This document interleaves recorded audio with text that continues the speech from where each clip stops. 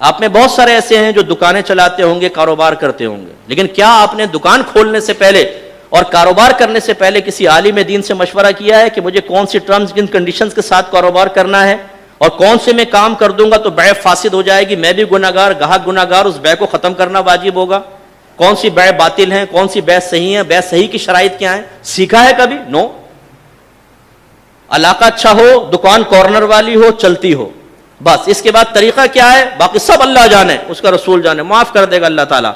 گھر میں جب بے برکتی والا رزق آئے گا، حرام رزق آئے گا، تو کیسے برکت پیدا ہوگی؟ سیکھنے کی ضرورت ہے۔ ایک صاحب کو میں نے درس قرآن کی دعوت دی، کہنے لگے مفتی صاحب ٹائم کہاں ہے، بیوی بچوں کے لیے حلال کمانا بھی تو عبادت ہے۔ میں نے کہا کمانا بھی عبادت ہے یا کمانا ہی عبادت ہے؟ بھی اور ہی میں فرق ہے، ٹھیک ہے نا؟ آپ یہ بھی لیجئے، کھانا کھا رہا ہو نا مہمان، یہ بھی لیجئے، یہ بھی لیجئے، دونوں کو شامل کر لو۔ یہ ہی لیجئے، اس کا مطلب کیا ہے؟ ادھر ہاتھ نہ بڑھانا آپ۔ تو میں نے پوچھا بھائی بھی یا ہی؟ دوسری بات میں نے کہا انتہائی دائرہ میں رہ کے کویسچن، یہ بتائیں رزق حلال کہتے کس کو ہے؟ یہ آپ سب سے بھی میرا کویسچن ہے، آپ اٹھ کے جواب نہ دیں، سوچیے رزق حلال کسے کہتے ہیں، رزق حرام کسے کہتے ہیں، سوچیں ذرا۔ بولتے بھائی ہم نے تو اپنے بچوں کو حلال کھلایا ہے۔ اچھا حلال کھلایا، جو کھلایا بتائیں وہ تھا کیا؟ تو جب میں نے اس سے پوچھا نا، کہنے لگا اچھا آپ بتائیں، میں نے کہا کھلا آپ رہے ہیں بتاؤں میں؟ یہ اسے یہ نہیں پتا کیا کھلا رہا ہوں، لیکن ہے وہ حلال۔ جیسے میں کہوں کہ آپ سب پکشو ہیں اور پکشو جو ہے وہ جنت میں جائے گا، آپ کہیں پکشو کیا ہے؟ میں کہوں یہ تو پتہ نہیں، ہے نا مزہ کا خیز بات، جس چیز کا دعویٰ کر رہے ہیں اس کے بارے میں معلوم ہی نہیں ہے۔ رزق حرام اور حلال کی آسان سی میں آپ کو ایک ڈیفینیشن بتا دیتا ہوں۔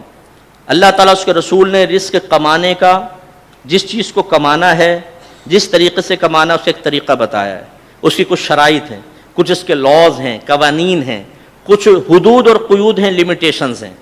جو اس علم کے ساتھ ان حدود، قیودات، شروط کا لحاظ رکھ کر رزق کمائے حلال، اور جو قوانین کو توڑ کر، حدود کو پھلانگ کر کمائے وہ رزق حرام یا مکروہ ہو جاتا ہے۔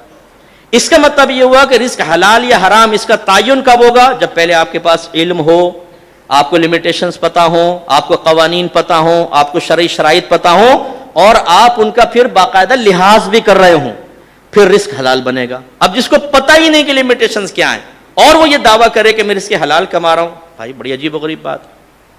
آپ اگر جاب کرتے ہیں کسی آفس میں، کسی فیکٹری میں، یا آپ ٹیچر ہیں، صبح 8 سے شام 5 فرض کر لیں آپ کی ڈیوٹی ہے، تو آپ اجیر خاص کہلائیں گے۔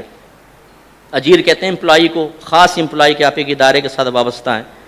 آپ اپنی پوری تنخواہ کے 2 چیزوں کے بعد مستحق ہوں گے اجیر خاص۔ نمبر 1، آپ ڈیوٹی پر اس ٹائم میں اپنے آپ کو حاضر رکھیں چاہے کام ہو یا نہ ہو۔ نمبر 2، دیانتداری سے اپنا کام پورا کریں۔ پھر کام کے 3 درجے ہوتے ہیں، اعلیٰ درجہ، اوسط درجہ، ادنا درجہ۔ اگر پہلے سے کوئی طے نہیں ہوا آپ کی فیکٹری آفس میں، کم از کم اوسط درجے کا کام، پھر آپ پوری اجرت کے مستحق ہوں گے۔ لیکن ہمارے یہاں کیا ہو رہا ہے، ہو سکتا ہے کوئی گورنمنٹ جاب والا بیٹھا ہو تو بولے گا کاش میں نہ بیٹھتا آج مفتی صاحب کے سامنے، خواہ مخواہ ڈسٹرب کر کے چلے گئے۔ ڈیوٹی شروع ہوتی ہے 9 بجے، پہنچتے ہیں 11 بجے، پھر اپنے پارٹنر کو کہتے ہیں یار ادھر لگا دیو نا، وہ کہتے ہیں ہاں وہ 9 ہی لکھے گا نا۔ پھر شام کو یار آج وہ پاکستان کا میچ چل رہا ہے ذرا جلدی نکلنا ہے، وہ کہتا ہے بے فکر رہے، تو نے میرے ساتھ تعاون کیا، بھائی تیرے ساتھ تعاون کرے گا۔ 1 گھنٹے پہلے نکل گئے، لکھتے پوری تنخواہ لے لی۔ یہ جو 3 گھنٹے آپ نے کام نہیں کیا اور تنخواہ لی اور وہاں حاضر نہیں تھے، بھاگ گئے، یہ حرام ہے آپ کے لیے۔